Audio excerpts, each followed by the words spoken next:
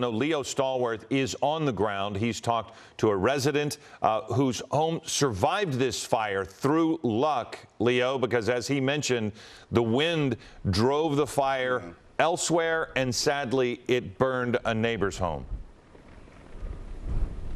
Absolutely, Philip. That resident obviously happy that in the nick of time the wind shifted, pushing the fire in the opposite direction away from his home, but sadly pushing that fire in the direction of a resident's home that they say they lost. And we did interview those two girls. Right now, the fire is, at least in this area, about 30 minutes ago, Philip, folks, it was just thick black smoke just emanating from that area, and the field over there is looks like a strawberry crop field.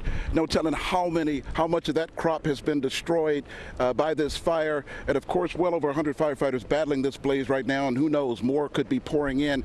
But with the wind conditions and the extreme gusty conditions out here, boy, who knows how much of a firefight they will have on their hands as the day wears on. But again, talking to those two young ladies, a mother and daughter, who were very, just emotional, lost their home. We talked to them. Let's hear from them right now. We got half of our animals out right when it started, and then we came back, and she got through to get the rest of our animals out. And my husband works for the Ventura County Fire Department, and they were up there trying to put out the fire. And you were telling me that your daughter saw your roof just engulfed in flames.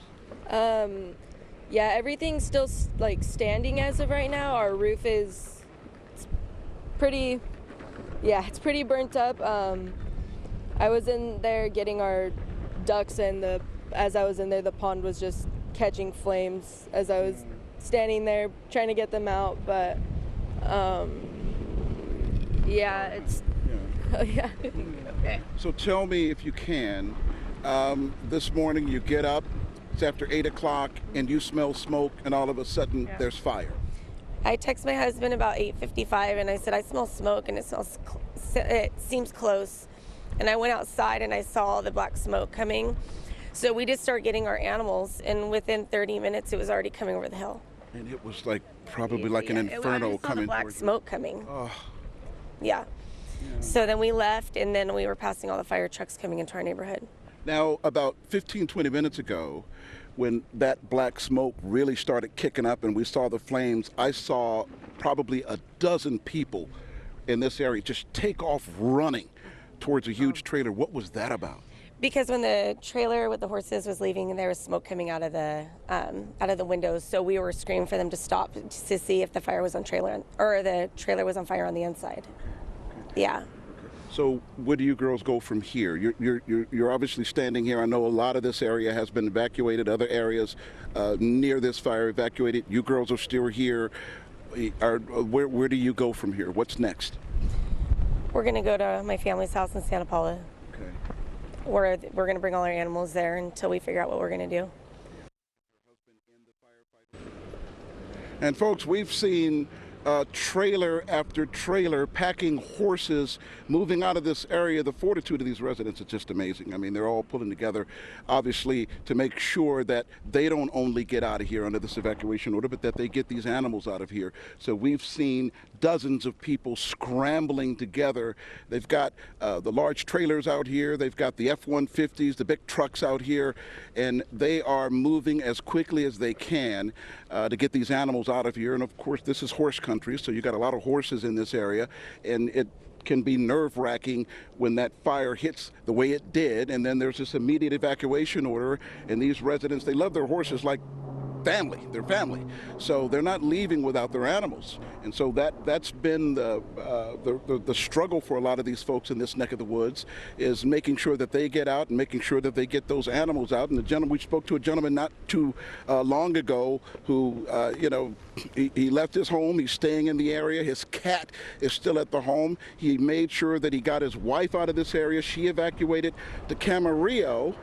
Now she's going to have to evacuate in Camarillo because the fire jumped the 118 freeway, pushing into the Camarillo area. So there are evacuations in that area as well. So a lot going on right now. And with the wind just like blowing like a furnace. I mean, the gusty conditions, I'd like the weather folks to tell me, because I haven't heard, I can't really hear that well, you know, how much of a gust we're looking at here, because I'm thinking maybe 60 Well, Leo, or more it's sustained winds of 50 miles an hour. hour in that area with gusts higher. There you go, right there. There you go. Now, Leo, I had a question about the space you're in. Are they using irrigation at all? Have you seen the water on in those orchards in the farming area, or is the water off? I have not seen any water on. The gentleman who I spoke to just a while ago who stayed here, he's relying on his garden hoses. Which is not effective. The firefighters would never tell you to do that. No. Yeah, Absolutely. but I was just curious with the orchards that you're looking at, if you'd saw their irrigation on, maybe knock down some of the potential fuel. But okay, you see Philip, it right that there. is one heck of a question. All right, Leo. Ask him that. You got it. Hello, I'm Mark Brown. Get more great ABC7 content by clicking the subscribe button for our YouTube channel, and download the ABC7 Los Angeles streaming app on Fire TV, Android TV, Apple TV, and Roku to watch on your TV.